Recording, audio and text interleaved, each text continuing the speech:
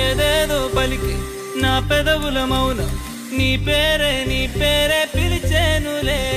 నీ పిచ్చితోనే అల్లాడే ప్రాణం